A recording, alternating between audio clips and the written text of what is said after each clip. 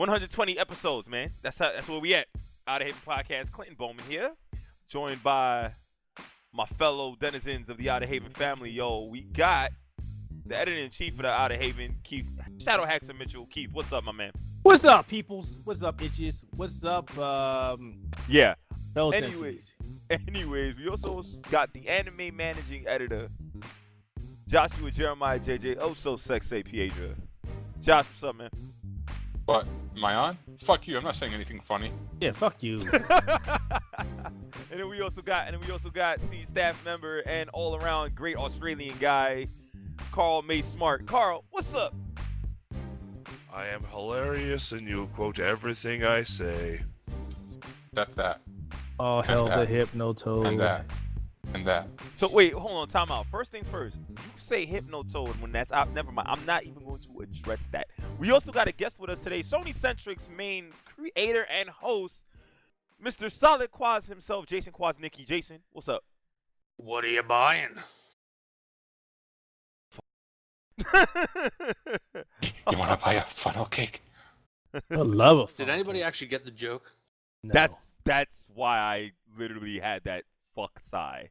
Nope, God I damn it. didn't, but I related it to the Hearthstone card Undercity Huckster, and that's why I replied with it. Resident Evil 4, man, go play it.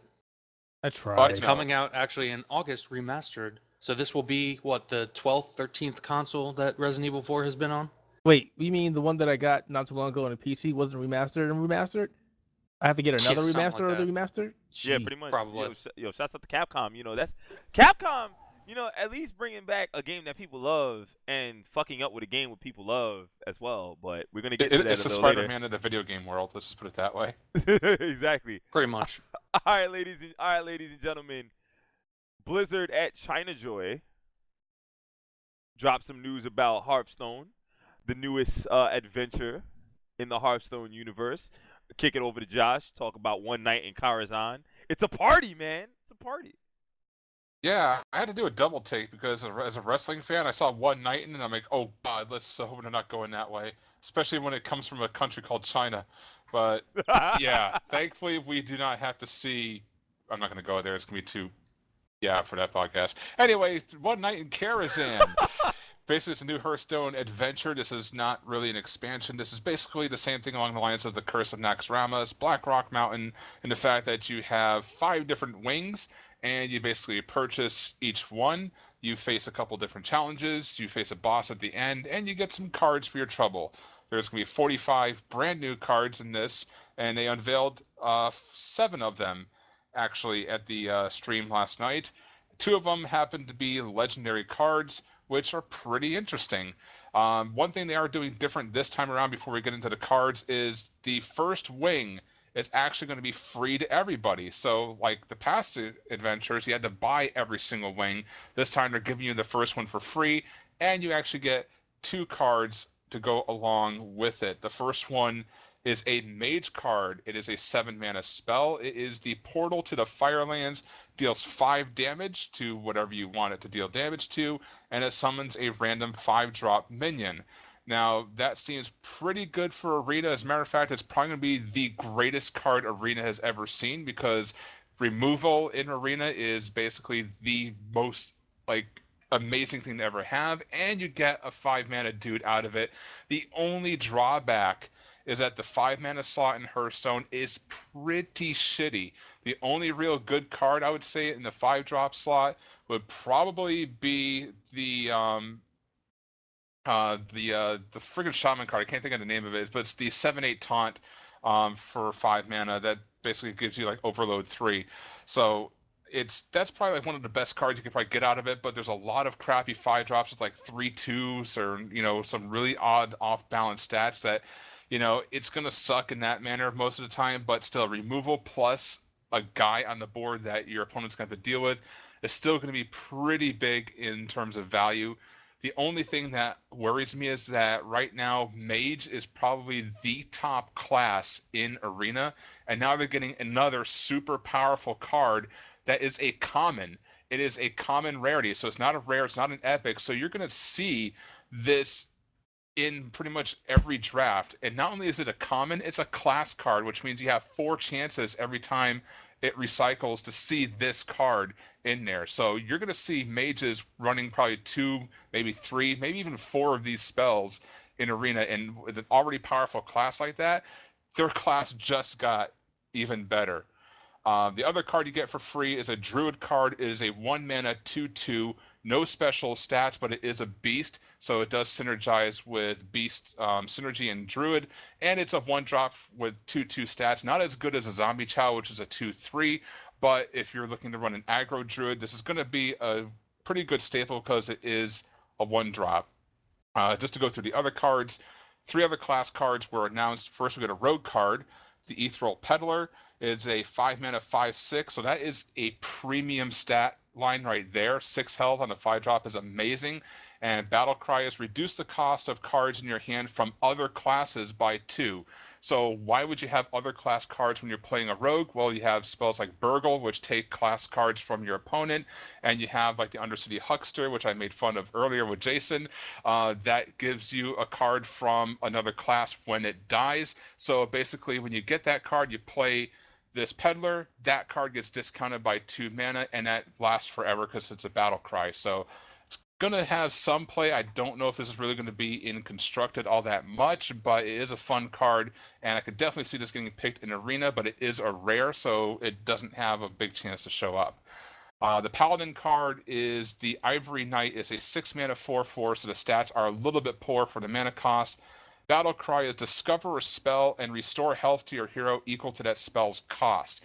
Now, that seems pretty good, except you have to think that most of the Paladin spells are secrets, and Paladin secrets are the cheapest of the 3 classes that use it at 1 mana. So be prepared to get healed for 1 health a lot of the times. You could basically, discover a Consecrate, which will heal you for 4, but most cases you're probably going to get a secret or something really shitty. So that card is just total ass and garbage. I would not recommend playing it. Then the Hunter card. Oh my god. This is the Kindly Grandmother. It is a 2-mana 1/1 with Death Rattle. Summon a 3/2 Big Bad Wolf. Both the Big Bad Wolf and the Kindly Grandmother are beasts. So basically you have beast synergy, and if you get the Death Rattle out of it, you get a 4/3 for 2 mana. That is insane stats. Hunter has pretty much the most cards in the game that do shit after they die. And if you use this in Arena, and it's a common at that, so you have 4 chances to get it every draw, this is going to be insane, because not only do you deal 1 damage to the early game, but you also summon a 3/2, which can take out most 3 and 4 drops. So you're going to get some extreme value out of this card. And then finally, the 2 legendaries. The first one is Barnes, if you remember him from the Opera event in Karazhan. He's a 4-mana 3/4, decent stats. Battle Cry is summon a 1/1 copy of a random minion in your deck. Now imagine if you're playing Priest and you summon, like, I don't know, Deathwing. Deathwing is basically a 1/1 now, but if you silence it for 0 mana, now you have a 12/12 on turn 4, because it'll erase that effect of the 1/1. So you can combo this and build decks around this legendary to draw out these massive creatures. Hopefully they don't have any, flavor text on them that will basically do stuff you want them to do, like Archmage Antonidas, but you can silence it and particularly get a game-winning card on turn 4 if you basically get lucky enough. That is really insane. It's probably going to be a very powerful legendary, and then since it's a neutral legendary, I can see this being included in a lot of decks. The other one is the Curator which is the first boss in Karazhan to drop tier tokens, if you remember World of Warcraft. 7-mana 4/6 with Taunt, and Battle Cry is draw a Beast, Dragon, and Murloc from your deck. So obviously with this, you're going to want to do 1 Dragon, 1 Murloc, and 1 Beast. Probably the best ones that are in the game. Throw them in your deck. Hopefully you don't draw them. You play this legendary on turn 7, and you fill your hand with pretty good minions which can win you the game. So, it's very situational, but I could see some people having fun with it. But all in all, the adventure looks great. The wings are going to cost 700 gold a piece, or $6.99. If you buy them all together in a package, it's $20. So you're basically saving $8 there. So that's actually not a bad deal. And like I said, you get the first wing for free to try it out. So look forward to that on August the 11th, 2 weeks from now. I have So there one you go. question. Yeah. Actually, two. Are there any islands? Are there any nice-looking islands Nice looking islands. or Yeah, artifacts? we're getting artifacts, jewel lands, Yeah, fetch lands. exactly. Mace knows where it's at. If Yeah, we there's got no a couple gathering, of I'm out. couple of mythic rares in there. Maybe a couple foils at that too. So All right. So also earlier today, it's Friday, It is Friday. Demon Hunter class. We got a date for it, Josh. yeah, so Blizzard made the announcement today before they hinted towards the Demon Hunter being ready to play for those who pre-ordered Legion to be playable on the first or second week of August, no later than August 17th. Well, it is actually earlier than August 17th because they said that not only the Demon Hunter, but the Legion Invasion events during the pre-patch will both go live on August 9th. So 2 days before the Hearthstone expansion. Everyone will be wetting their pants playing the Demon Hunter, but it Not comes me. with a bit... not you. But it comes with a bit of a disclaimer. Since you can only go to level 100, aka the first 2 levels, aka the starting zone for the Demon Hunters, you are going to be feeling very underwhelmed by the class because they balance the Demon Hunter around level 110. So you're not going to have access to any talents because their talents start at level 101 and go up from there because they want you to get that power creep as you're leveling versus other classes which already have it. And the stat gains are going to be more rewarding and more generous for every level you go up. So you're not going to really feel the full extent of the Demon Hunter until Legion actually hits. But at least you're going to get access to the core abilities and get a feel for what the class can actually be like. You're just going to feel pretty underwhelmed as far as like damage is concerned. So I don't expect to see a lot of Demon Hunters being used in raids before Legion hits because they just don't have the utilities that they're supposed to. But hey, it's a free preview if you've got the expansion, so why not? So August 9th, get ready for Demon Hunters. They're coming. Question Alright. for you. And that's just for people who pre-order the game via Blizzard's website, correct? Yes, correct. Oh, shortchanging people once again. Okay, no, explain that. I mean, to be You mean fair, to? no, go ahead. I mean- say what you got to say No, about I it. mean, I'm just- unless people who did the physical copy got like a code from like Right. GameStop or Best Buy or something. I mean, I did digital, so Okay, I didn't yeah. see anything that Blizzard mentioned about physical No. copies. I would assume if you pre-ordered physical, they're going to give you a code or Yeah, something. I would at least I didn't hope. get anything. I didn't get anything. I pre-ordered at Amazon for the collector edition, and I got nothing. No mention, nothing. Okay. Wow. Which is normal. They usually do that.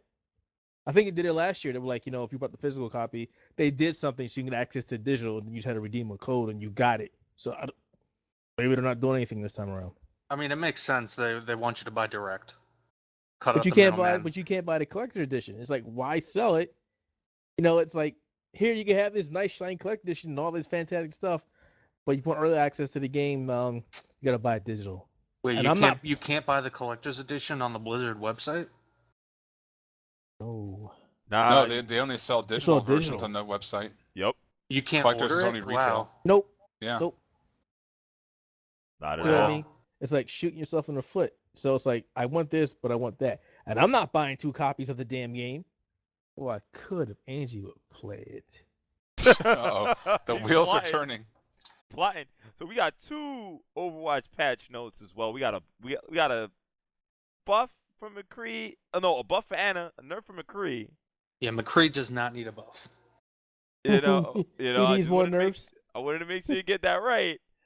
So I'm gonna detail these nerfs, and then you guys will obviously discuss among yourselves as to what works, what doesn't. So Anna's biotic rifle has a 20% rate of fire increase and a magazine increase from 8 to 10. Hey, I'm sorry to cut you off. No, you're did not. Yes, I am. Did they fix the exploit that people were using with Anna? I'm getting through that I want to see if you got it in the patch notes. I haven't paid attention to it. process. It's a process. McCree's Peacemaker, primary fire, damage fall off range increased by 10 meters. Damage fall off is unchanged, the amount wise. As a result, even with the change, McCree's effective range is still higher than it was at launch. Alternate fire, his fan the hammer, rate of fire is increased by 15%, and the flashbang recovery time has been decreased from 0.5 seconds to 0.5 seconds. Targets of Ana's sleep dart will no longer instantly recover when damaged, so the recovery time is now 0.5 seconds. And they fixed UI compatibility issues for ATI cards and fixed the bug that would sometimes cause Lucio May and other models to partially render or disappear. All right, so we all play Overwatch here. About 80% of us on PC. Let's talk about it. Anna. All The right. dog wants to talk first. Yeah, I know, right? Anna's buffs. I mean, a rate of fire increased by 20% and 8 to 10 magazine increase. They're nice, but it's not where the changes need to be made. All right, so you were saying that before the podcast. Explain yourself. So, Anna has a very similar problem, in my opinion, to the problem that Zenyatta had before previous buffs, and it's her survivability. Unlike, say, Widowmaker, she does not have some sort of high mobility ability to. Wow, that rhymed in a weird way and She can't sounded move kind of fast. weird, but she doesn't have a mobility trick like Widowmaker's little hook shot and are out of sticky situations. So what she does rely on, or what I'm guessing the designers intended her to rely on, is the sleeping dart. However, the sleeping dart requires you to actually hit your target, and 9 out of 10 times that you're going to have to relocate to a different location in the middle of a fight, it's because there's a Tracer or a Genji in your face. And when a Tracer or Genji is, blinking around you, it's extremely difficult to land an exact shot with that sleeping dart ability, specifically because there's a weird delay between when you actually press the trigger and when she there's a whole animation. She brings her gun down and shoots it. It's a much longer delay than, say, Farah's little, I don't know what the names are for it, but she's got that little wrist rocket thing that kind of blast that knocks people away. Yeah. That's almost instantaneous. I mean, there's a bit of a delay, but not too much. But with this, there's a whole animation she goes through where she brings the gun down and shoots it. It makes it extremely difficult to hit those high-speed targets. In my opinion, they need to do more of a mechanical change, like they did with Diva, where they specifically change the sleeping dart and make it a small area of effect attack, which would allow you to, say, for instance, shoot at Tracer's feet to knock her out. I don't know, maybe change it to some kind of sleep grenade as opposed to a sleep dart. I don't know. It doesn't really matter. The point is that that ability is somewhat useless right now. I mean, I guess, as Clinton was saying earlier, you can use it somewhat offensively if you can manage to get up on the front lines and hit like a Reinhardt and knock him out. That can be useful, but it's not really what the ability was meant for mechanically. So, adding on to what you said, I don't play Anna. Well, I tested her, but my concerns about the character were pretty much the same thing that you're talking about now. When they unveiled her, when she was on a PTR, I said it, and I talked to Clinton and Josh about this. I said she's a sniper that has no escape moves. She has no kind of sidearm. She's dead if she gets jumped. And not just Tracer, not just Genji, anybody in her face will take her out instantaneously. The caveat to that, though, is she's supposed to be played at a distance. Not many people that I've seen when I was playing the game for a while, because I took a break, have been doing that. Everybody is still trying to rush in her face. They're still trying to play her like Widowmaker. And that's the problem with her. I don't think Blizzard's going to make any changes to her with mobility, because she is a solid character. You just have to change your playstyle to play her. And it's realistic. Unfortunately, a sniper. Most snipers, if you're, I mean, I do play play at a distance, but a good Tracer will get behind the lines. That's the whole point of Tracer. But a good Tracer does everything. A good Tracer will kill just about everybody in the game. I mean, to be fair, that's why we hate her. This is true. To be fair, sitting down there playing her at a distance, again, it was the design. I think that was the design intention, like you said. Right. So it's more or less a lot of that argument is pretty much, I don't want to change my play style, but we're also forgetting that Widowmaker is a versatile sniper. She doesn't have to just snipe. She can do close range damage with her machine gun. Well, and that was a design mechanic for her. They did that with that in mind. That okay, she doesn't have to snipe. She also has a submachine gun that she can go head to head with somebody. It doesn't do much damage, but if you're running away or if you catch her off guard, she can use that to get away. So it does help her. Anna has nothing. Like Jason said, the sleep dart. Okay, fine. If you hit it, But if you don't, I mean, oh well. it ain't I mean, got. to her defense, her I think she's a lot easier to use than Widow when it comes to aiming from the hip. And then on Yeah, top of that, of and on course. top of that, you have her biotic grenade, which basically heals you and doesn't allow for the opponent to get healed. So I mean, it's kind of like a little bit of a help in a way. But Yeah, but it won't matter much if you have a good Genji or Tracer blinking around you. Like, yeah, sure, you can throw it and it will heal you and it will deal prevent them damage. from being healed, but they'll still manage to run circles around you and take you out. Oh yeah, yeah. But for then sure. again, that's counter. Like that's a counter. Like that's just design. Josh, Mace, any thoughts on that? On the notes, at least for Anna, before we move on to McCree. Well, I really never liked Anna to begin with. When I tested her on the PTR, I really thought. I mean, I understand they, raised her rate of fire and stuff, and I understand they increased the magazine, but on the PTR, she only had 6 shots. So I know on live she went up to 8, and they increased it to 10. But even still, she was really, really slow as far as like shooting things, and the fact that it still took 3 hits to kill one of the practice bots was pretty bad, especially when she's a sniper. I mean, most snipers, they headshot you, it's over. With Anna, I mean, granted she has a multiplier now for headshot damage, but Well, yeah, she's not supposed to be a killer. She's a buff debuff. yeah, but still, if you're a sniper and you have to pull off 3, consecutive shots at pinpoint accuracy on a target, you've got to either be very, very good or very, very lucky to get the final shot off of someone else's work. So she felt very weak and underwhelming in that aspect. And of course, we all talked about the mobility issues. I don't think that needs to be repeated. But yeah, I wasn't really, impressed with Anna. I mean, it's a cool concept that you can basically snipe your team members to heal them. But yeah, just bring on Sombra. I want my stealth character. I wanted to sneak in the back like I do with Reaper and just not be seen. Mace, thoughts? Nothing. What? All right. Sorry about that. I called away. There was bacon involved. Oh man, I priorities. was offered bacon, so fuck a lot of yous. I ain't mad at you. What are we talking? We're talking about Anna. Anna. Why does she suck so bad? And what do you think? Oh, she's a great target for my Hanzo fucking arrows. Like Gonna make her lose that other as eye. Josh was saying when I came in, like when I sat back down, because she has to take like 2 or 3 shots to get you. She's just one great target for me to practice on. I can respect that.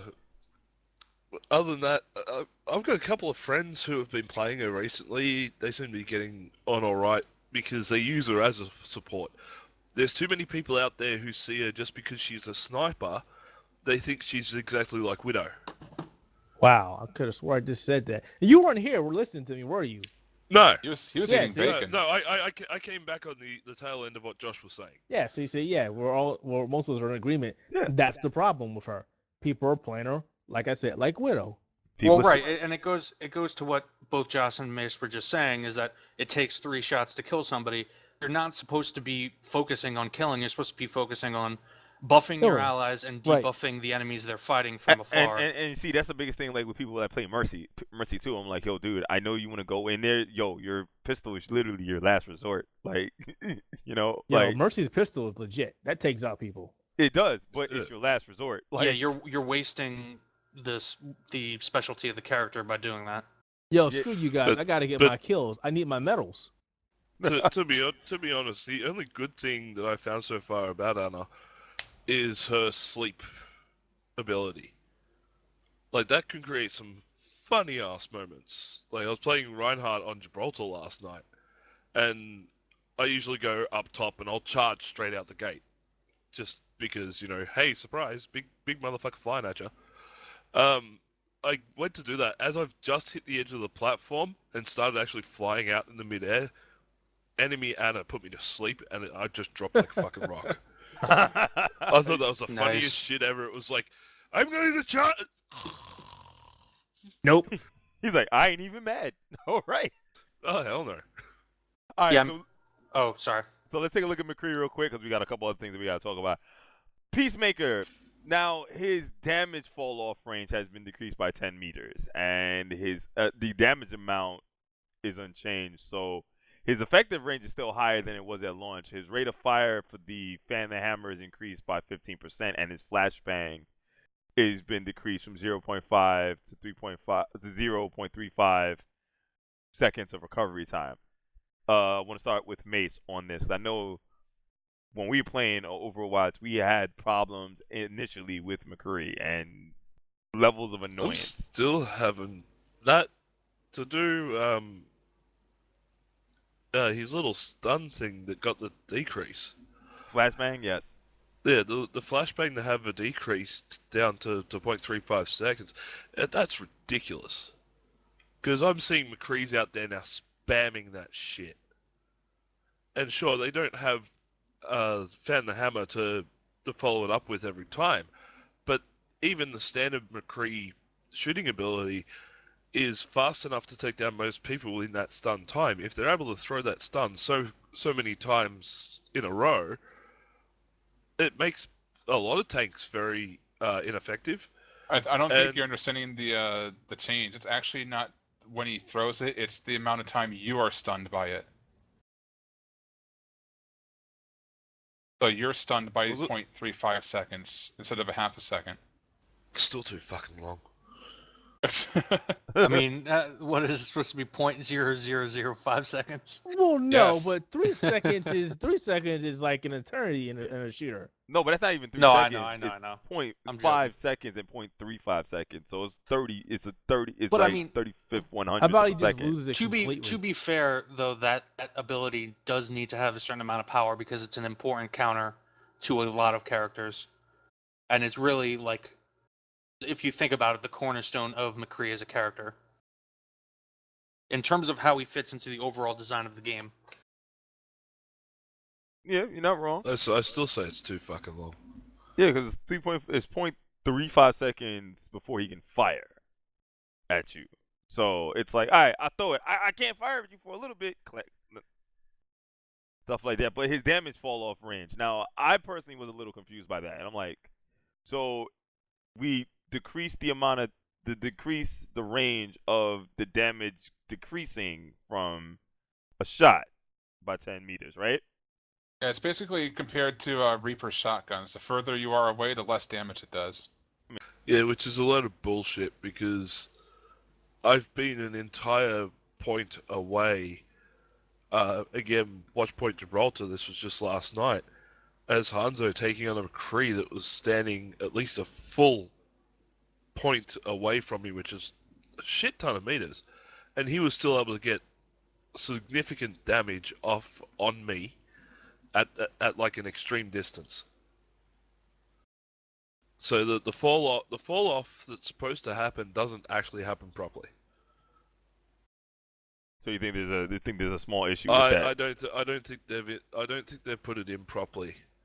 Okay. I'm still getting full damage at like shit, probably about 40, 50, 60, 70 meters. You know, Yeah, like that doesn't fucking sound way back. Yeah, that And I'm definitely still does getting not sound full right. damage. All right, but overall, Busfin and Anna kind of help her a little bit, but not by much, and that's the common consensus there, right? Unless you pick more than one Anna, then you can literally kick people off the game. Yes. Did y'all see that? Yeah. That's like, that's hilarious. I'll just pick 3 Annas or 4 Annas and just put you. I mean, granted, your team has to really suck for that to happen, but Yeah, and kind then of funny that it obviously, can. and then obviously we look at McCree and it's like, fucking point. Don't care. If there's one thing I will say that does need to be nerfed, and this is again coming off just playing so much recently, is Genji's whole "I'm gonna go sing some karaoke." His special thing where he flies or zips around and has his sword out and all that shit. Right. That thing, the duration of 10 seconds is too long. If I remember correctly, not even Bastion's Ultra is that long. Yeah, and because he can take people down practically with, one hit of the sword, or tanks in 2, a 10-second time for that to be active gives him enough time that he can take out an entire team solo, and that's a bit overpowered. All right, Jason, your thoughts on this one? I agree with him to an extent. I mean, it doesn't need to be drastically lowered, but I do see it being drop it down to about right 6-7 seconds. Yeah, 7 I could see. Yeah. Actually, no, I'm going to counterpoint that. I think 10 seconds is fine because it's a melee ability. What I think needs to happen is he should not be able to use a sword dash while he's ulted. Or That's the big mobility issue there, because he can just dash right towards an enemy or slash someone and dash through them and reset the cooldown and keep dashing. Exactly. When you kill somebody, you get it right back, so...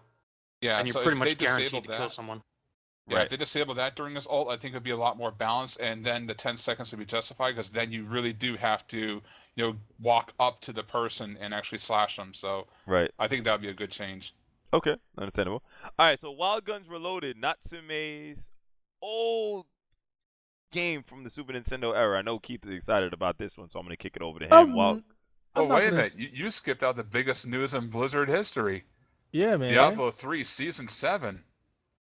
Oh my God, I forgot about that. Yeah, so did everybody else. Yeah, because it's the most epic season ever, because they're giving us the most amount of content we've ever experienced ever. You ready for this, guys? They're giving us Torment 13 and, well, nothing else. Next story. People still play that game? I haven't even finished Season 6. Fuck. That's what I'm saying. People Fun still fact, playing did you guys Diablo? know that all the content they've been giving out in the various seasons was all originally supposed to be an expansion, and then they trashed it? No, not from Blizzard. Not from Blizzard. I don't That believe can't be you. True. Hey, it isn't so. Oh my God, you're bullshitting me, Jason. Anyways, Wild Guns, Super Nintendo game from back in the 90s. We're getting a reloaded version straight from Natsume themselves. Keith, I know you're a little excited about it. I wouldn't say excited. I mean, yeah, I'm glad to see that they're paying homage to the games of the old, especially coming from, Natsume of all companies. Holy cow. Oh, yeah. The company that came with such greats, such as, Harvest Moon and Natsume Championship Wrestling. Wow. That's the only ones you remember from back in the day? Man, there's a lot. They've made some classic games. I'll just leave it that way. But yeah, so Natsume decided to go ahead and pump out a remake. Well, I don't want to say remake, re-image edition of a classic title called Wild Guns and Wild Arms. Wild Guns Reloaded, which is basically the Super Nintendo classic you remember from way back in the day. It's been 20 years now. Oh, yeah. From the Super Nintendo era, bringing it over to the PlayStation 4 as an exclusive, which I said kind of stinks. I think everybody should experience that game. Whatever. Say again? What game? Wild Guns Reloaded? Yes. Just one you had him talk about. It's just for PlayStation. So there's not really a lot of stuff to talk about other than the fact that they're gonna rehash some old stages. They're giving us new stages. They've added one extra character. The big thing though is obviously 60 frames per second is gonna be really nice. I had somebody on YouTube argue with me that the game was always in 60 frames per second. I was like, dude, it was on a Super Nintendo. It couldn't do 60 frames per second. And I don't think people cared about that back then. Not really. And by the way, before Keith says, the fuck is wrong with you? Again, yes, I know they actually did develop the Mighty Morphin Power Rangers beat 'em up for Super Nintendo. They did the Metabots games as well. So Metabots. I miss Metabots. As well as the Game Boy Color versions of Tony Hawk Pro Skater and shit like that. Yeah, but and and Rocky. I was talking more along the lines of the games from, the Super Nintendo era. I mean, yeah, sure they did the Power Rangers and things like that, but I had more fond memories of the Nintendo games they did. Oh, so you're talking about Power Blade, Shadow of the Ninja? Oh my God, yes. I love those games. Okay. Those were memories. But yeah, I mean, again, there's not really much about the game that we know so far. But the biggest addition is the fact that 4 people can play at a time. The original Wild Guns, you can only have 2 people, even though there were 3 selectable characters. Okay. So this is going to be pretty interesting. They haven't given us a date yet, and again, it is only a PlayStation 4 exclusive. I don't expect this game to cost more than $20. And sadly, just due to I think they're playing off nostalgia, I really don't see this game selling well either. It's a nice concept. It's a nice idea that they're doing it, but people are probably like, "What is this game on my PlayStation 4? And why do I care about it?" This is true. Well, then again, keep in mind, I mean, the big nostalgia movement is going forward to bridge the gap between, the gamers of the 90s and the 80s and the gamers of today. Right, but the problem that's happening is a lot of gamers have voiced their opinions or their dissatisfaction with, we're tired of these indies and these companies bringing out these 8-bit lookalikes and these 16-bit lookalike games, and I don't care about that. I didn't buy this PlayStation 4 or this Xbox One to look at these games. I mean, you're not that's the problem. Wrong. I mean, anybody else? Does anybody else have an opinion on at least that aspect of the discussion? I mean, I don't have a problem with there being a scene for that, and I get where people are coming from who really appreciate the design sensibilities of like 2D platformers and such. It's just, for me personally, once I played Super Mario 64, why would you ever want to play Mario in 2D again? For me, I don't get it. Because but there are a lot of people who do. Whoa, slow your roll, son. I don't know about you, but you better go get a Wii and start playing new Super Mario Brothers, boy. No, that's fun. I have played that stuff, dude, and it's not fun for me. Well, that's it's a completely different design philosophy because well, in 3D Mario. Also keep in mind too. Let me like, finish. Okay, go ahead. Sorry. Let me finish. All I wanted to say was that it's a completely different design philosophy because with the 2D Mario, it's you go through a stage, you try to get a high score with the coins, and you're done. Whereas with a 3D Mario, I'm exploring an entire map, looking for nooks and crannies that I never even realized that were there from the ground. So, it feels like different games to me, and I can't get into 2D experiences. And it's not like I didn't grow up with them. I had a Sega Genesis, but I've just kind of moved on from it. I mean, that's just my opinion. Like, I hear you on that one. Cause for me, I still like the 2D experience because, especially with Mario, how they advanced it. Remember, going from the NES, just going straight through. There was still the discoveries that we made. For example, Super Mario Brothers 3, which is considered like the best 2D Mario out there. It is. Yeah, it is. It generally. is okay. We'll leave that alone. Yeah, it is generally considered the best Mario experience from 2D state of point. You're discovering shit, especially once you get the Tanuki suit, you're discovering shit that's up in the freaking sky and shit like pipes that you can go down in different areas and stuff in the sky and stuff like that. So they added that, and then the addition of the dragon coins or the red coins going forward. Even so much so, like Super Mario World 2, Yoshi's Island, was probably one of the better experiences out there. I personally would say it's the best Mario experience out there. That's why I was like, Yeah. There's so much to do in that kind of atmosphere. This is why games like the new Yoshi's Island were somewhat popular because yes, it was a 2D type of game, but it still had that exploration aspect that 3D games do so well. Anyway, we're getting off the topic here, but the end of that is, it's different experiences, and everybody has their own, what's we're looking for, preferences. Yeah. So what you may not like, Jason may like, and vice versa. So it's all good, as long as you enjoy the game. Who cares? I can't go Sonic Mania. But yeah, I mean, my only gripe with people not taking acceptance to the 8-bit and 16-bit retro games coming forth is, sure, this is the generation that majority of us in this podcast grew up on, and it wasn't all about the graphics, which a lot of people are concerned about now, which is a segue to what we're going to talk about next, I believe. But the long as the gameplay is there, it shouldn't make a difference. I mean, I'm still playing old Super Nintendo and NES and Genesis games or emulators because I like the way they play. Yeah, well, sure, some look like crap, but they're fun. Or hell, you're playing like the Mega Drive and Genesis classics on Steam and shit. If you have that, Yeah, and I'm playing those. Hell, I'm going through Phantasy Star 2 again. I love Phantasy Star 2. yeah. Too bad you're not gonna get Fantasy Online too. I'm never going to get it, and I'm satisfied with that. I'm ready to die and know that it'll never happen, and I'm good. All right, so Keith, you and me are a little hype about this one. NBA 2K17, we got the 92 Dream coming finally. Charles Barkley fucking came to his senses. Okay, well, that stopped you right there. So that's not completely accurate. And I had to correct a couple people on the internet about that.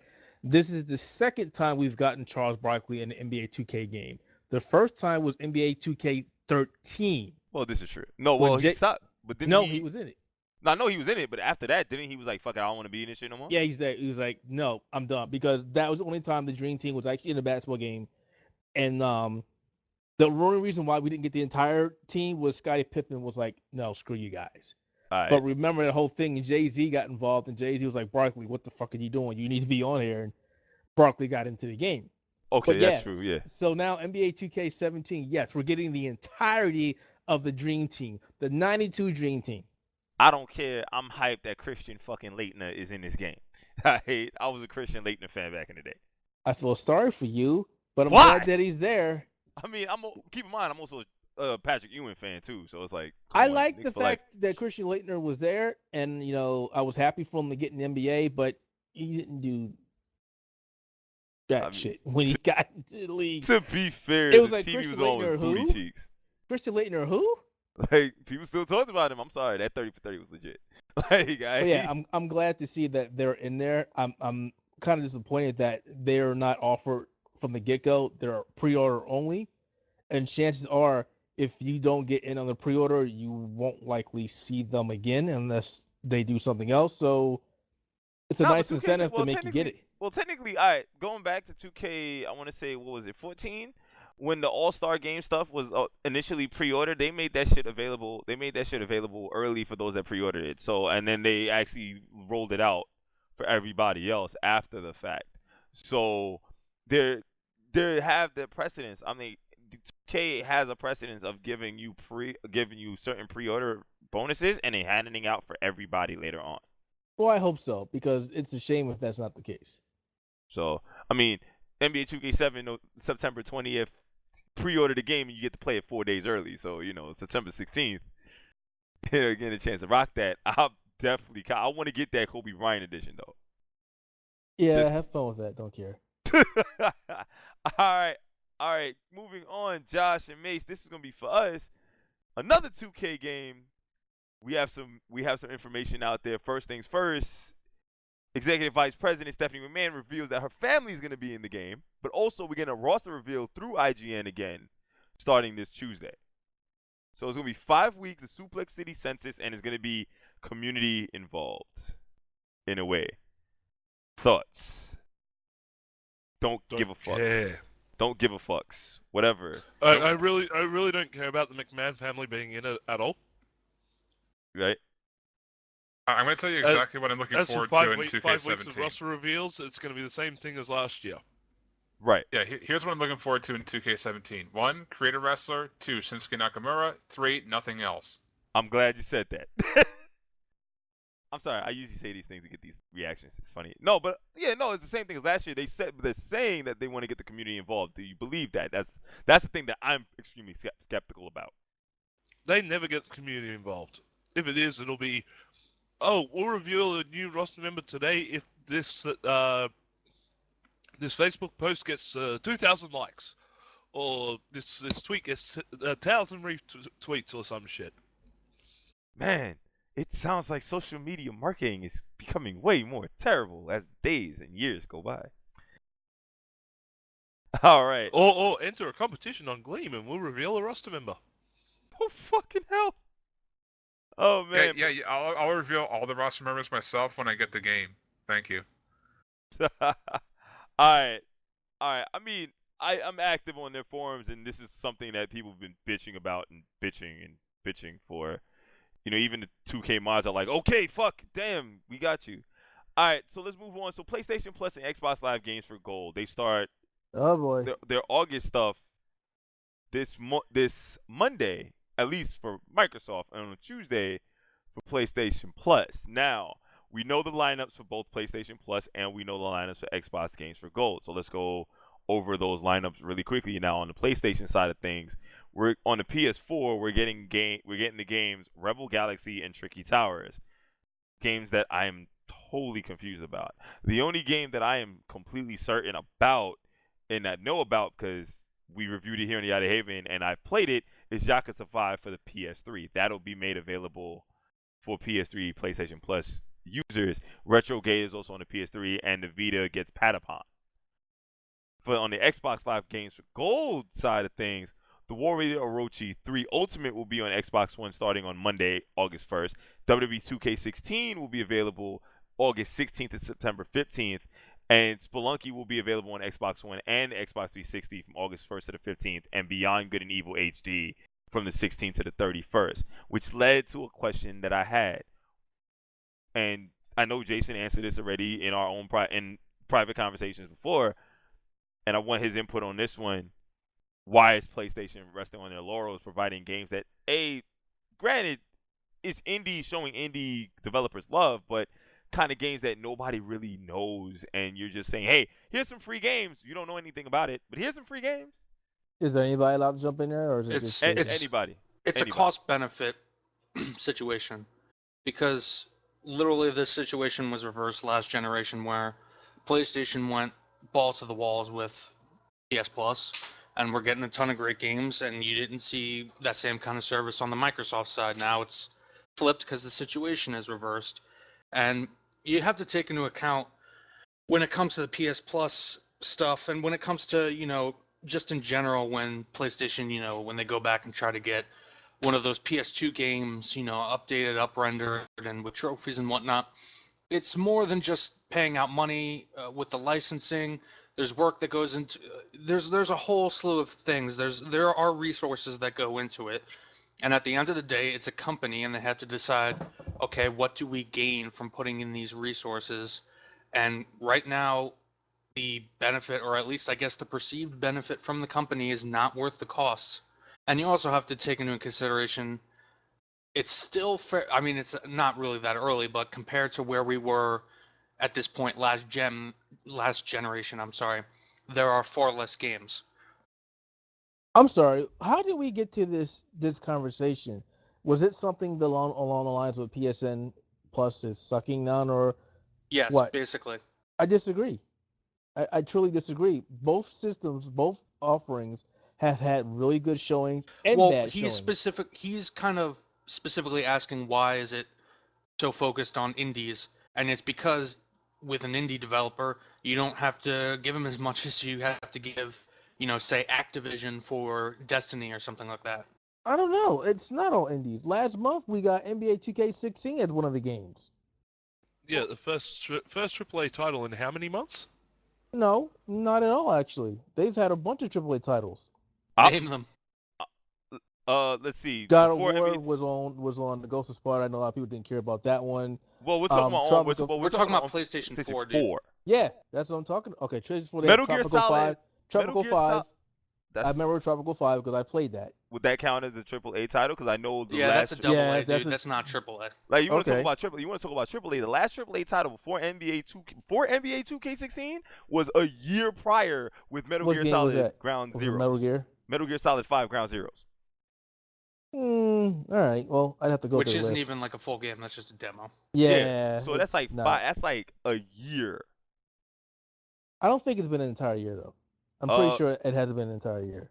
They pushed a lot of, I guess those devs that aren't really truly indie, but their games are kind of not AAA, so they're called indie, but they're really kind of the new AA. So things like The Witness, Firewatch, games like that are of a much higher profile than your average indie game, What but do you still don't what are you reach AAA considering? budgets. What are you considering AAA? And I'm really asking because you said Firewatch, and that game did good. Okay.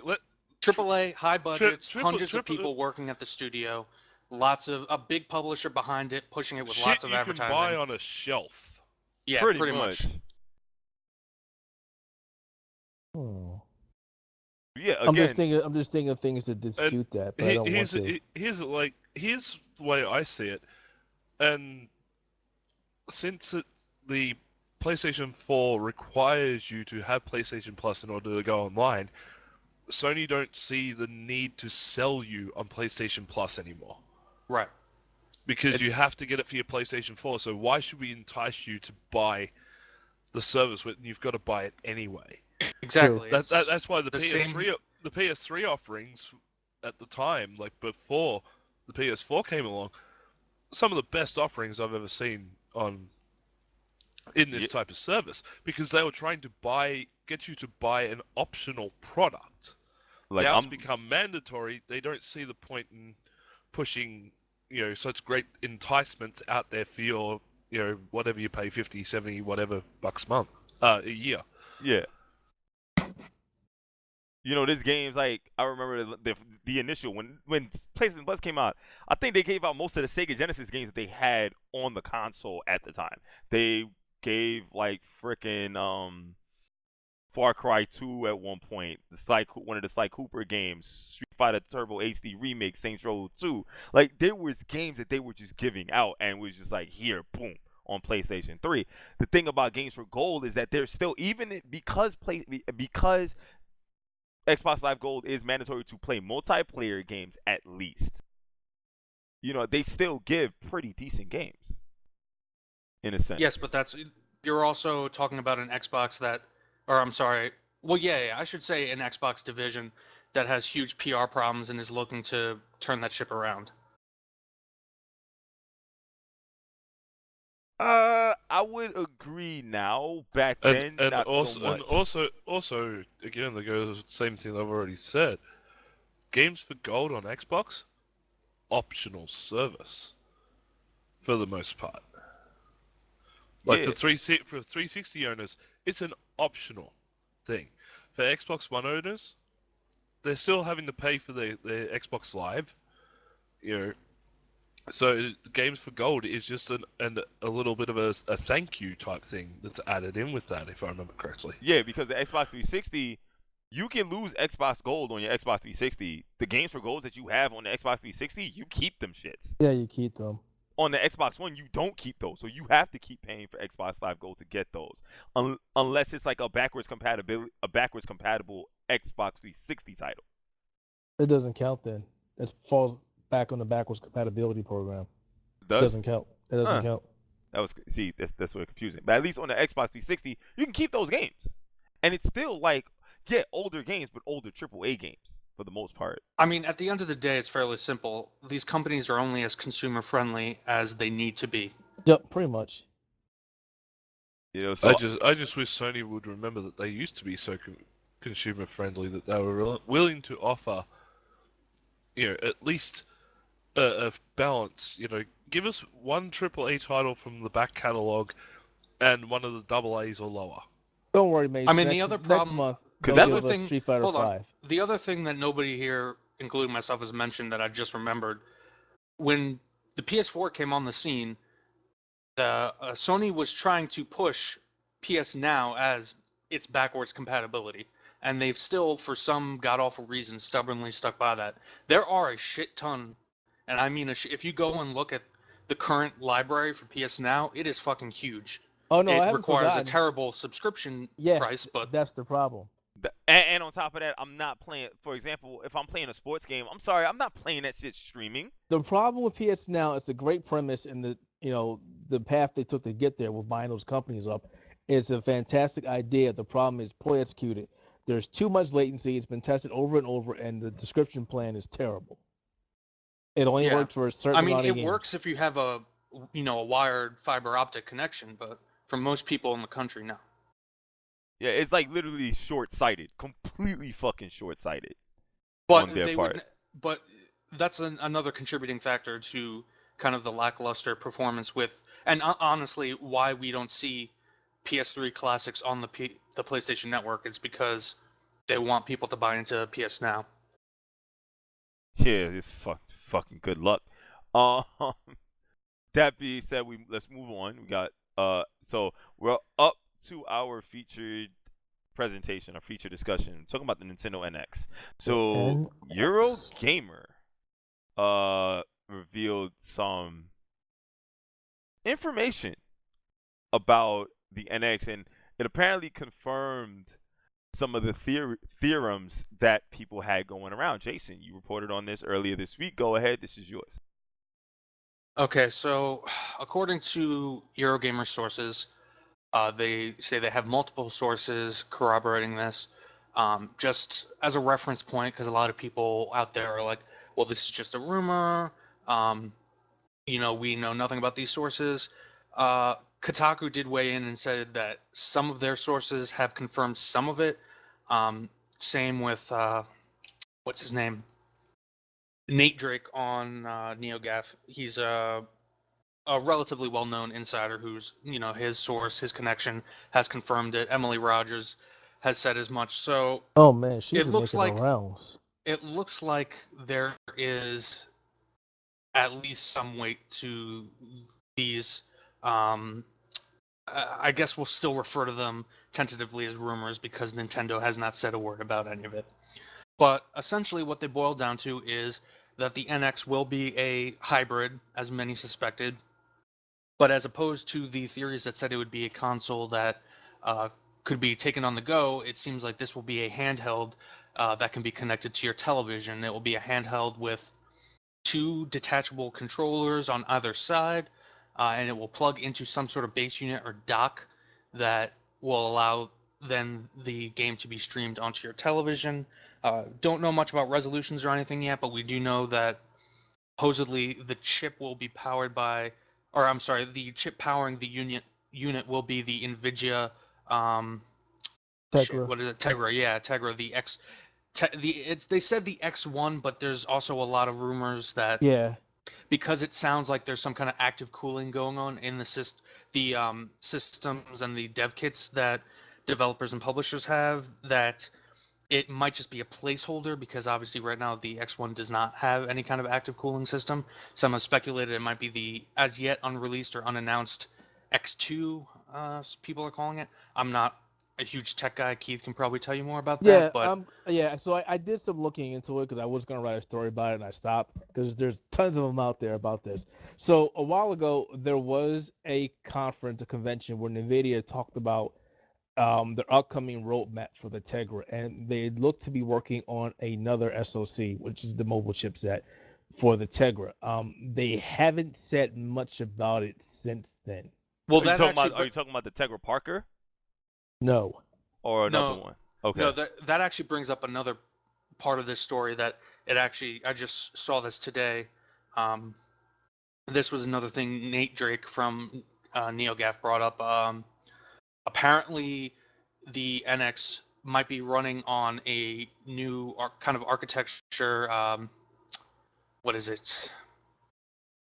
I think is it Pascal? I don't remember exactly. Pascal is Pascal, NVIDIA's yep. new GPU architecture. Yeah. So apparently we'll be running on that, and it will be running on some sort of specialized version of the upcoming chip. And I guess from what I gathered from my research, the real benefit of this new architecture is that it cuts down on power consumption, which obviously would be hugely beneficial for a handheld. Yeah, one of the biggest things from Pascal from Maxwell, which is the older one, is less heat generation, less power consumption, and a smaller process. So yeah, it would benefit, especially for something that's being passively cooled. Other big details. So apparently it's confirmed that the NX will be using cartridges. This is a rumor that's been flying around for a while, with a recommended size at 32 gigabytes.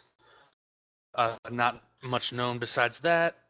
And apparently there are no plans as of right now for backwards compatibility because of the changes in just architecture, software, hardware, etc., etc. Emulation says hi. Nintendo's pretty good at emulation. Well, this next part might play into it. Apparently, it will also be running on a newly developed proprietary operating system. So everybody's hoping that this means we'll finally get a Nintendo network that actually lets us keep that Mario game we've purchased 10 times on 10 different consoles. So I thought about this for a while, and the moment that I saw that they said Tegra, the first operating system that jumped in my head obviously was Android. Android has always been associated with Tegra. Yeah, Right. the So- NVIDIA Shield, right? Yes, everything, not just NVIDIA Shield. With NVIDIA Shield, there was another tablet. It might have been NVIDIA Shield. I think all were NVIDIA Shields. I Yeah. actually Yes. think no, there was a phone that was using it as well. Not very long, but yeah, everything that's been Tegra has been Android. So wouldn't it be interesting? But if, Nintendo would never use Android. Nintendo would never use anything that you can just straight up get your hands on a blank version of and learn how to hack. You know. I don't know. You never say never. As far as they could take something, customize it, skin it, you'll never know it's that. True. I mean, Perhaps. all, Do you think they would risk it? all Android is Oh, you talking is a about the- Unix-based OS. Oh, I'm sorry, Keith. You talking about the LTG2 Mini LTE, which is Tegra 4i? Yeah, Yeah. old shit. Didn't stay very long. As well as the Xiaomi Phone 3 and a couple other ones, but yeah. But So yeah, to boil down though all this tech stuff for people sitting at home, obviously this is not going to be as powerful as the PlayStation Neo or Scorpio are anticipated to be. It probably will not be as powerful as the PlayStation 4 and Xbox One are now, but it will be significantly more powerful than the 3DS and the Wii U. Well, not significantly. From what I've read, it apparently falls somewhere if these rumored specs are proven to be true, it will fall somewhere between the Wii U and Xbox One, probably closer to the Xbox One. no, you know what? Let's to be hypothetical for a moment. Let's just say they're going to use the Tegra X1. Let's just say that. Yeah. I've looked at the Tegra X1 when it's using the NVIDIA Shield. I've actually played some games with it, and honestly, the performance isn't bad. I mean, they have a really respectable version of Doom running on there, and I thought about this for a while.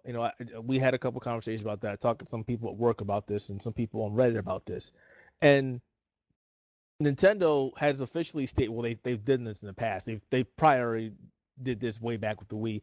They've bowed out of the traditional hardware wars with Sony and Microsoft and are doing their own thing. They pulled an Apple, which I can understand and sort of respect that. At the same time, they went on record, or they're basically going on record saying, we don't have to have the most powerful system if this is just going to be a system that does nothing but Nintendo games. And I totally get that. Now, I might be jumping the gun at the conversation point, but the only problem that I had with that, and we talked about this, Jason, is what happens when third-party people come knocking and like, and that's just hypothetical, and they're like, well, we ran into this issue with you guys back with the Wii and the Wii U, and we don't have the power, and we need this to make these games look good. What then, Nintendo? So let me address this, because I think when people think about third parties on Nintendo, they don't think it fully through, because when people bring up this discussion of third parties and Nintendo, they tend to focus on, Call of Duty and Activision, Battlefield and EA, right? Yeah. That's what people are thinking of because that's what sells. So I look at it as, okay, yes, the Wii U doesn't have a lot of third parties. Obviously, early on, you had Ubisoft coming in with Assassin's Creed. You had EA put out Mass Effect 3 on the Wii U. Stuff like that, but then over time, not even over time, very quickly that died out because those developers could not, quote-unquote, meet their vision with the specs of the Wii U. However, look over at the Nintendo 3DS and the DS before that, 2DS, whatever. I'm not too well versed in the handheld world. There is a metric shit ton of third-party titles on those consoles. Why? Because they're successful. So it's not even necessarily about graphical capabilities. It's about which console is going to push the units, what is doing well. The whole conversation of Nintendo needs to court the third parties in terms of Call of Duty, Battlefield. That ship sailed long ago. Well, I'm not really talking about those because those games aren't my cup of tea. I'm talking about other games that one of the biggest standpoints from my back of my mind that I could care less about the game anymore was when they promised people that Project Cars was going to come to the Wii U. And they kept saying it for months. It's coming. Working on it. It's coming. And they're not the only one. There's been a bunch of games powered by the Unreal Engine that was supposed to be coming to the Wii U. And they didn't come because they're like, okay, we've tried everything in the world. It's not working. I'm not talking about, the mindless shooter games. I could care less. And as Yeah, much but you're still talking about games that rely a lot on, hardware power. well, that's But the thing. That ship sailed a long time ago, dude. But that's the problem that I had with that. If you're looking, okay, what if I'm a gamer that can only afford one system? I don't have the disposable income for two systems. I love Nintendo games, but I also love these other games. I have to sit down and make a clear decision on what system I'm going to buy because I can't get two. Okay, but what you're suggesting is that Nintendo employ a market strategy where they appeal to literally every single audience, and Well, they by can't do doing that, they doom themselves to failure. Well, they can't do that, but I'm just saying I hope they make a really intelligent choice and have a little more power within that system. Even to the point where, remember they talked about F-Zero and they was like, we can't do an F-Zero on the Wii U. Well, yes, and I mean, look, the reason they can't invest all this money and power, they can't, and in general, they can't compete with Microsoft and Sony, is because Nintendo, what they have is games. That's it. That's Nintendo. Right. They're not part of a giant software company. They're not part of a giant consumer electronics company. It's And just they don't Nintendo. have to be. They don't have to be. But that was my biggest gripe, Jason. When I got the Wii U, I was like, all right. Nintendo need to get themselves a bigger share in that Pokemon profits because Pokemon big sellers. And then their stock dropped when they realized that the people were like realizing Pokemon is not all Nintendo. Well, shit. I mean, damn. Nintendo hasn't been telling you we're working with Niantic the whole time. People don't understand that. You say Pokemon, people associate Nintendo. Yeah, and Nintendo has been saying, Nintendo and the Pokemon company has been saying we've been working with Niantic. We've been working with Niantic. They've been freaking hammering that shit in. I'm like, they're working with Niantic. But getting back to that, I don't want Nintendo to ever become a Microsoft or a Sony because they would lose their way. Mm-hmm. But they need to pander to a bigger audience. They look at Apple. But here's the thing. That's not look at Apple. Wait, don't look at Apple. Hold on. Go ahead. The thing. That's what they did. Then for the Wii, especially for the Wii, their big audience was like, let's get every fucking body involved. No, I disagree with that. Because I still stand to this point. The Wii was a freaking gimmick system. Yeah, the Wii was lightning in a bottle. Like that will never be replicated, or it might, but it will be extremely, extremely unlikely that it will be replicated. And me coming from a background where I work in schools and shit, and the amount of schools I've seen with Wii U using in dance classes and in gym classes and special education settings and adult. What other games did they buy besides Wii Sports? Wii Sports just Wii Sports exactly. Just my mom brought freaking Wii for Wii Sports, and I was like, Mom. Nobody bought anything. The attach rates on the Wii were abysmal. Well, I bought it obviously because I'm a gamer for other games. Monster Hunter, try it. You got me Monster Hunter. Thank you, Nintendo. Yeah, after Sony fucking botched it, but that's another story for another time. But getting back to the NX, Jason, Nintendo has me sold. I thought about this. They had me sold. But here's the thing. You said Nintendo has to cater to Nintendo. Okay. No. I'm not saying they need to cater to Nintendo. What I'm saying is that they cannot compete in the same market as Sony and Microsoft, which is why what they're doing is they're carving out their own market, which I think is extremely smart. Which I agree with. But here's my problem. It's the same thing they could have did with the Wii U. Nintendo has a vast library of licenses, of IPs. Okay, but hold on real quick because we have other people on the podcast. They can chime in. Yeah. But not when you guys are yapping your damn mouths constantly. You can't get Do you have anything to say about Nintendo, Josh? Actually, yeah, I do. And basically, you're right. I mean, Nintendo is trying to carve out their own market. They have been for years, ever since, I would probably say, since probably the fucking GameCube, when they actually went those proprietary discs, and then they went with the Wii, with the motion controls. They're basically trying to give people a different experience with every generation of console that they produce. And I think they really stopped caring about Sony and Microsoft a long time ago. Hell, I think freaking Nintendo stopped caring about Sega at one point. So, yeah. Yeah, so essentially, I'm actually excited for the NX because they've actually made it, if it is true, what the rumors are saying, it's a very versatile console. And I know a lot of people are complaining about, it being both portable and a home console, but I think that is the selling point. Yeah, I think it's exciting, even for somebody who's not into handheld consoles like myself. I think the fact that if you think that's a bad idea, then you're silly. I love the fact that my son can take the Wii U pad and go somewhere else. Goodbye, Keith. Go in there and go play the Wii U. Right. I have my TV and I'm good to go. But here's the kicker: all of the success of all this, because the idea is awesome. I don't think anybody really disagrees too heavily with that. The idea works. The implementation was terrible. Right. If it's executed properly, which is always the big if with Nintendo, then this idea is pretty solid. The kicker is going to be how much does it cost? Well, apparently, from what's being said, it's going to be cheaper than a lot of people It should expect be it cheap. to be. Well, rumors say that they did get a deal with Nvidia, that they got discounted chips, because obviously Sony and Xbox both went with AMD. Well, it's not even that. Keep in mind, it's not even just that fact that they went with AMD. It's more like Nvidia fucking screwed them 5 ways to Sunday, and Sony and Microsoft like, fuck you. Regardless of what deals or anything they're cutting on the hardware or anything, you sell this thing for anything higher than a 3DS, you're fucked. Yes, So- exactly. Well, they can get away with 250. Well, let me If give you an anything. example of it right now. Hardware that NVIDIA has out there right now, not talking about the GPUs, the NVIDIA Shield, the NVIDIA 4K Android player, is $200. Well, the base one, at least. The other one costs a little more because it has more storage. There's no difference in architecture. Right. Between 200 and 250, I think is going to be the sweet spot. 200, 250 be the sweet spot. Yeah. With a game Exactly. and a controller. Yeah, but here's the problem, though. They need to actually have some home runs out of the gate. The Wii U did not have any major titles when it actually came out. Yeah. Well, the first home run that they have You- right you now can't- is Zelda Breath of the Wild. Like That's Yeah. not a home one. run. No, That's not a home run. no. Put your fucking Zelda dreams in the fucking trash. That is not a Damn, home run. son. Fuck's sake.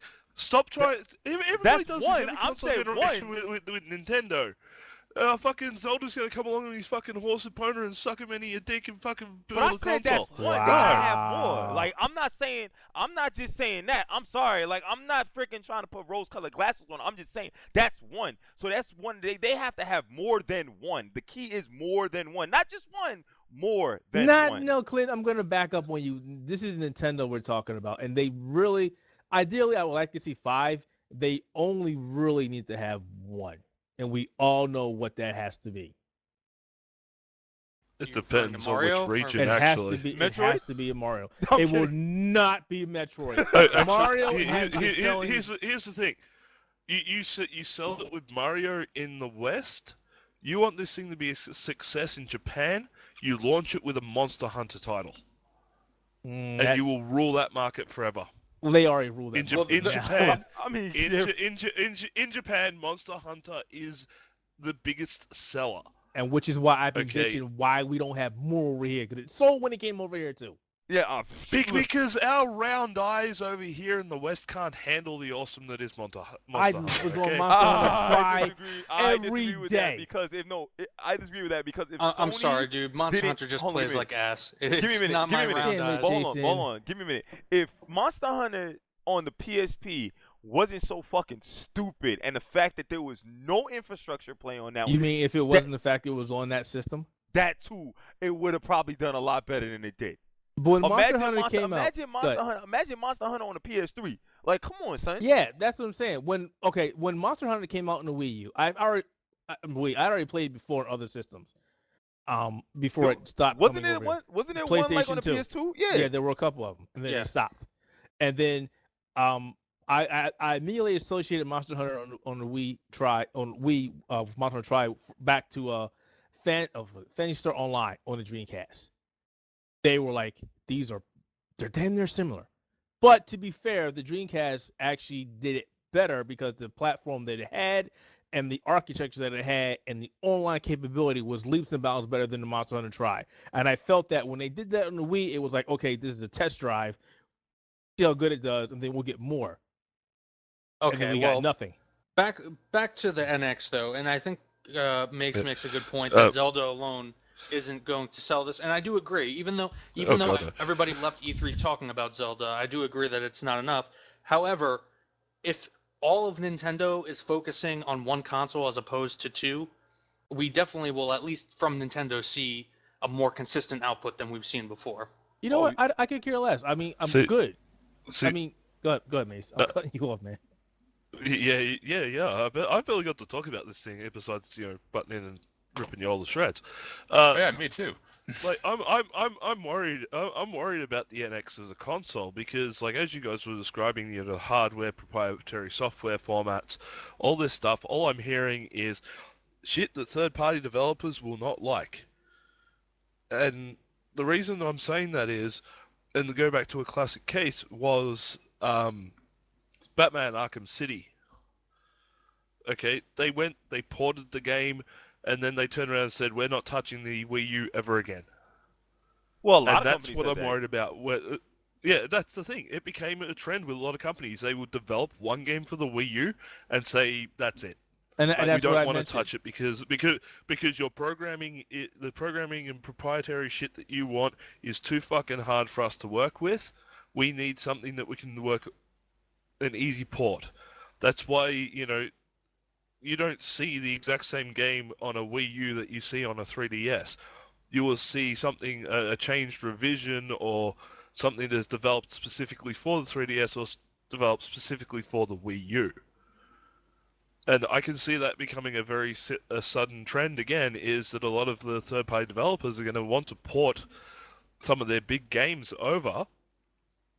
They'll do it once, realize that, once again, Nintendo pushing what they want instead of something that's going to be easy for developers to work with, and they're just going to back out, and we're just going to have the Wii U all over again, but this time in a handheld format. Well, I'm gonna say that. Let's just say, for instance, again, let's go back to the chip that they're using, the NVIDIA Tegra.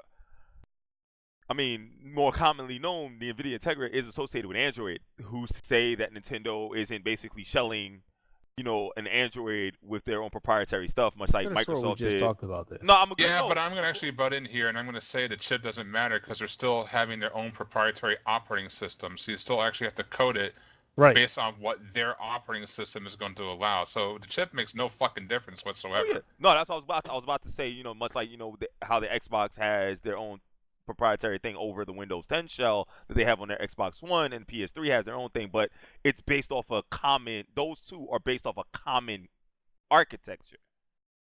So that's the major difference. But still, even if it is, maybe we might see it a little bit easier to get into, but not as haunting as the Wii U. None of that even matters though, because this is going to a- be the system for Batman Arkham Knight. Like there are already a ton of third parties making games for the DS, and I guarantee you that you're going to see a lot of those third parties. I mean, you already have Square Enix confirming stuff like Dragon Quest 11. Well, not confirming, but saying accidentally that things like Dragon Quest 11 are targeted for NX. Like there will be third parties, just not a lot of Western ones. And that's fine, as long as Nintendo can supply or guarantee a steady flow of games. And I don't care if they're Nintendo games. If they're all Nintendo games and they're great, fine. Nintendo's one of those rare companies that they can give us 4 or 5 fantastic games in a year, and people won't bitch. But they have to be good, and that has to be Nintendo's focus. If we're going to give you Super Mario Sunshine, Alpha, Mega, Beta, whatever the fuck it is, it has to be exceptional. These have to be solid 8-9 games across the board for people to even care. And if I Because remember correctly, if you shoot yourself I'll in the agree foot, with it's that. over. And the one thing they should not do is, don't give us another Wii Sports. Don't give us a Nintendo Land. Don't give us something that was essentially a tech demo for the system. Give us games. Straight And out give the us gate, a you're going to F-Zero. need at least 10 to 12, at least 5 of those have to be some heavy hitters. Yeah, like Yeah, I you mean, say, give us an F-Zero. in order Give to us get a this Star thing off the Fox. ground. Give us a Star Fox and doesn't fucking rely on motion controls to play the fucking game. That unfortunately, that franchise is going to be put out to pasture for a little while. It's sad to say. like, That I was mean, Someone finally shot the frog? Thank fuck. yeah, it's just a matter. Honestly, it's just a matter of excuse me. It's just a matter of figuring out what Nintendo's main focus is with the NX and what direction they're gonna go to. Yes, we're speaking from the point of gamers where we want games, but then what about the people that are like, Nintendo's trying to introduce. You know, like it's different. It's different viewpoints that we have to look at it from. But from our viewpoint, yes, we need the games. Yeah, and I mean 100%. it's not just Legend of Zelda either. They've already confirmed. I mean, they haven't said it's coming out on NX, but Miyamoto has talked about how Pikmin 4 is actually almost already done. We haven't heard from Retro Studios for a while. I think we will see a Metroid relatively soon into the NX's lifespan. I mean, why do you think they pushed it back? I think they do have a lineup being withheld, and I think that's why we haven't really seen anything for the Wii U, over the past year, 2 years? True. Hey, hell, even Level 5 is saying now, hey, we can't confirm any NX games, but we love working with Nintendo. So Right. it's like, you're hearing this shit, and it's like, all right, cool. And to cap all this off so we can finally move on, even if the NX fails, they'll just make Pokemon Go 2 and they'll be fine. Oh, shit. Oh, man, you got jokes, Jess. I hear that. Or maybe shit. just Sadly, a thing third is, party I'm and not end really this joking. conversation. I know. But then again, also, if they do, again, this being a hybrid thing, I mean, Pokemon's next generation after Sun and Moon, I don't know. That could be something. All right, that's pretty much the end of our podcast. Let's end of the podcast. But before we go into final thoughts, I got some plugs that I want to just get out the way. First things first, shouts out to my boy Jason incorporating his project Cosplay NYC, which is a Brooklyn-based cosplay magazine started in 2011 to highlight cosplayers and different types of cosplays from events in New York City and alongside the East Coast. They're also partnering with the New York branch for the people that work with International Cosplay Day in Central Park. So the Outerhaven is going to be there. We're going to be taking pictures of cosplay and have everything for you. And then also another plug, shouts out to my boy 631, video game club music producer out of Quag, New York. So, you know, black man coming out the Hamptons and shit.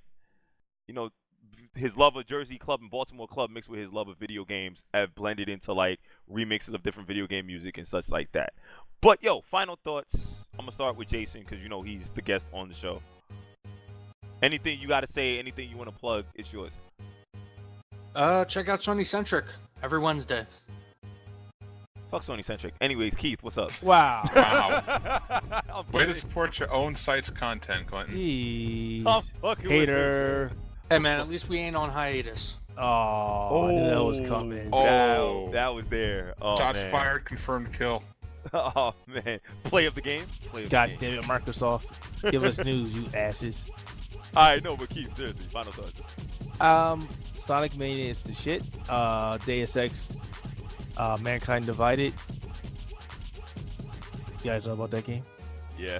Nope. Oh, well, it went gold. Oh, It'll be out shit. soon. Alright. So, yeah. Fantastic. Too many games in August. Way too many games come out in August. No Man's Sky, dude. That, Warcraft, King of Fighters Legion, 14. King of Fighters 14. Again, Deus Ex. There's a bunch Madden. of other games. I don't care about Madden. I do. Shut up. Don't care about Madden. Well, there's too many games coming out in 2016 August. So, Yeah. God darn it. Alright. Poor wallet. Alright. Mace, final thoughts. Anything you want to play? Anything you got to say? Yeah, just to keep an eye out on the site. After the weekend, I believe, will be the debut episode of I Remember It Fondly, which features Cody, a guy named Joe, and myself talking the old Masters of the Universe movie from about 1987, I believe. Holy shit. We get deep into the discussion, a bit behind the scenes, we go through the plot and recant our favourite scenes, including me going extremely ham on a Skeletor monologue. And yeah, just it's something to pique your interest if you wish to sort of go back in time and see if some films have held up over the decades.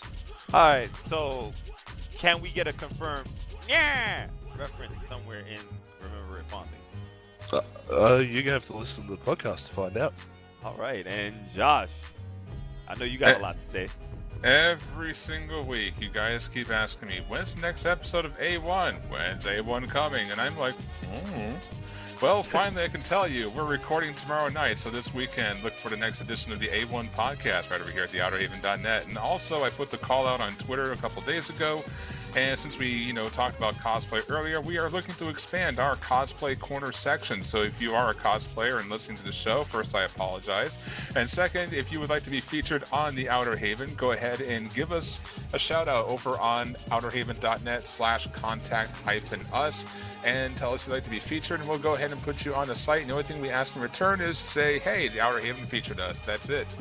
So basically, we are looking to expand that section, and we're looking to give cosplayers pretty much some free publicity in exchange for basically expanding our section and getting some awesome photos up there, because we just appreciate the art of cosplay that much. Yes, and of course, listen to A1. That too. Or All Mistake right. Sauce. Alright, first of all, thank you, Jason, for showing up on the podcast. Totally appreciate your input and your insight on all things Blizzard and Nintendo. Excelente. Mucho gusto. Alright, cool. On behalf of Jason, Josh, and Mace, I'm Clinton Navigator Bowman. Don't forget to check out all the rest of our podcasts on here. Obviously, A1 Podcast, Sony-centric. The experience, the 3 episodes that we have that exist. And I remember it fondly. www.theouterhaven.net. You can find all of that from. Make sure you catch Keith streaming every Monday and Wednesday. I think you finished Dark Souls, so what are you going to do next? Hitlander. Okay. And make sure you catch me on Wednesdays and Thursdays. On Wednesdays, I decided, because I just discovered NBA Street Volume 2, so I might be streaming NBA Street Volume 2 and or Def Jam Fight for New York.